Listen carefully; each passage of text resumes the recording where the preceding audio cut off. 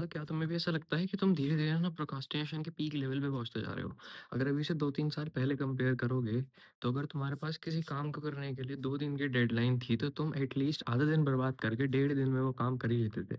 पर अगर अब देखो तो तुम 2 के 2 दिन बर्बाद कर देते हो और रात में सिर्फ़ 3-4 घंटे के लिए उस काम को लेके बैठते हो, जो कि तुम उतना एफिशिएंटली कर नहीं पाते हो, ना उतना प्रोडक्टिवली कर पाते हो उस काम को और जो आउटकम तुम्हें पहले मिलता था उस काम से, अब तो वो बिल्कुल मिल ही नहीं पा रहा है। मतलब तुम अपना प्रोक्रास्टिनेशन इतना ज़्यादा बढ़ा चुके हो कि तुम्हारा रिटेंशन स्पैन पहले जो 1-1 2-2 घंटे हुआ करता था, वो अब सिर्फ़ 15 से 20 मिनट रह गया और वो भी शायद ही।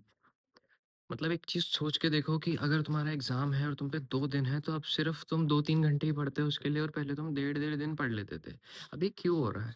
इसके पीछे सिंपल सा रीज़न ये है कि तुम्हारा ब्रेन को तुम इस हिसाब से ऑलरेडी ट्रेन कर चुके हो कि वो हर चीज़ को प्रोक्रास्टिनेट करने में बिलीव करता है, अब उसको मीडियोकर ही रहना है। और बहुत सारे केसेज़ में बिलो द मीडियोकर भी वो रहना चाहता है। क्यों? क्योंकि वहाँ पे उसको काम कम करना पड़ रहा है। ऐसी-ऐसी चीज़ें कर रहा है वो, उसको डोपामाइन ज़्यादा मिल रहा है और तुम समझ चुके हो कि वो कैसी चीज़ें हैं, जैसे कि गेम्स खेलना, वेब सीरीज़ देखना, टीवी देखना, मोबाइल फ़ोन्स देखना, लैपटॉप्स देखना, इन चीज़ों से ज़्यादा डोपामाइन मिल रहा है ना कि पढ़ने से। तो ऑब्वियसली वो वहीं पे जा रहा है और तुम उसी हिसाब से उसको ट्रेन कर रहे हो क्योंकि तुम भी नहीं पढ़ रहे हो, तुम सिर्फ़ यही चीज़ें कर रहे हो। तो अगर तुम चाहते हो कि ये चीज़ें इम्प्रूव हो जाएँ और तुम अपना रिटेंशन स्पैन दोबारा से सही कर सको और प्रोक्रास्टिनेशन कम कर सको, तो उसके लिए 3 स्टेप्स फ़ॉलो करना ताकि तुम रियलिटी में कुछ फ़र्क ला पाओ और ये जो 1 महीना बचा है इस साल का, उसमें तुम एटलीस्ट इतना तो कर लो कि तुम्हें ये ना हो कि ये साल भी तुम बर्बाद कर चुके हो। सो स्टेप 1 इज़ कि सारा जो भी अपना काम है उसको एक जगह पे पहले लिख लो कि तुम्हारा क्या-क्या काम है। अगर मानो तुम स्कूल स्टूडेंट हो, तुम्हारे चैप्टर्स रह रहे हैं, पूरा का पूरा कोर्स ही रह रहा है, उसे प्लान कर लो कि कैसे तुम्हें उसे 1 हफ्ते में करना है। क्योंकि रिसर्च के हिसाब से अगर हम किसी काम को कम टाइम में करने के लिए प्लान करते हैं, तो ऑटोमैटिकली हम उसको कम टाइम में पूरा कर लेते हैं। वहीं अगर तुम आप पूरा अपना महीना लेके चलते हो या बहुत ज़्यादा लॉन्ग टाइम लेके चलते हो, तो तुम उसको सिर्फ़ प्रोक्रास्टिनेट ही करते रहोगे और उसको कर पाओगे ही नहीं। जैसे कि अगर तुम्हारा 3 दिन बाद एग्ज़ाम है, तो ये सोच लो मेरा एग्ज़ाम कल ही है, तो देखना तुम आज आधे से ज़्यादा सिलेबस कंप्लीट कर लोगे खुद ही।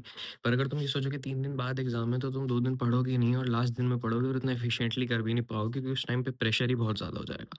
तो अपने दिमाग को इस हिसाब से ट्रेन करो कि जो काम करना है, वो अभी ही करना है और उसके लिए बहुत कम टाइम है, भले ही ज़्यादा टाइम हो, ताकि वो उस काम को करने में लग जाए क्योंकि तुम्हारा ब्रेन हमेशा ना लास्ट मोमेंट्स पे काम करना चाहता है और तुम उसी हिसाब से उसको ट्रेन भी कर रहे हो। तो अगर तुम्हारा दिमाग वैसे ही ट्रेन है तो तुम्हें उसको चलाना भी उसी हिसाब से पड़ेगा अगर मॉडिफ़ाई करना है तो। जो स्टेप 2 है वो ये है कि अपने सारे काम को ऑर्गेनाइज़ करना शुरू कर दो।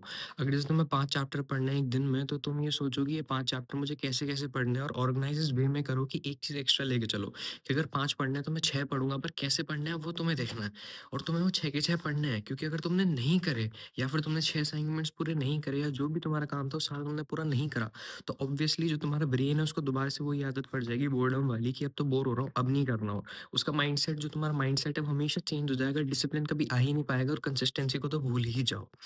तो जल्दी-जल्दी काम करना शुरू कर दो कि जो काम तुमने सोच लिया है करने का, उससे एक्स्ट्रा काम करो और उसी दिन में कंप्लीट करो, ताकि तुम्हारा ब्रेन इस हिसाब से ट्रेन ना हो कि जो मैं सोचता हूँ वो तो मैं कर ही नहीं पाता हूँ।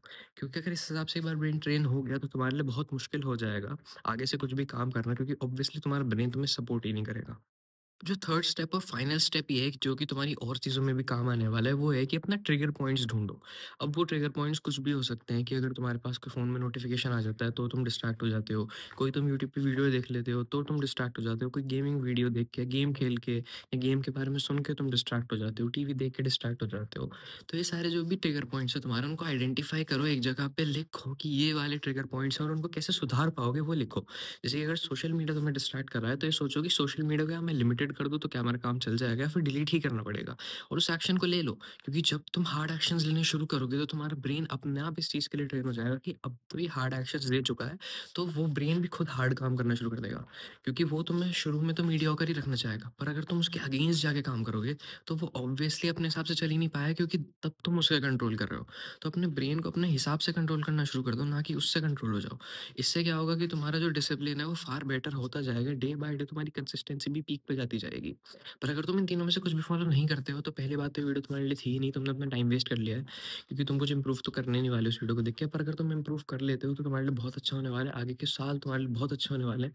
तुम काफ़ी प्रोडक्टिविटी से काम करोगे, क्योंकि एक बात हमेशा याद रखना, जब हम अपने डिस्ट्रैक्शंस 50% से कम कर देते हैं, तो हमारी जो प्रोडक्टिविटी होती है वो 2x बढ़ जाती है। और अगर तुम अपना डिस्ट्रैक्शन अभी के जो लेवल है उससे बिल्कुल ही ज़ीरो कर दोगे, तो तुम्हारी प्रोडक्टिविटी 4x तक भी जा सकती है। तो इसी के साथ इस वीडियो को मैं एंड करता हूँ। अगर ऐसी और वीडियोज़ चाहिए होंगी तो मेरे चैनल को सब्सक्राइब कर देना ताकि और वीडियोज़ आपके पास आ जाए। वीडियो अच्छी लगी हो तो लाइक कर देना। मिलते हैं नेक्स्ट वीडियो में।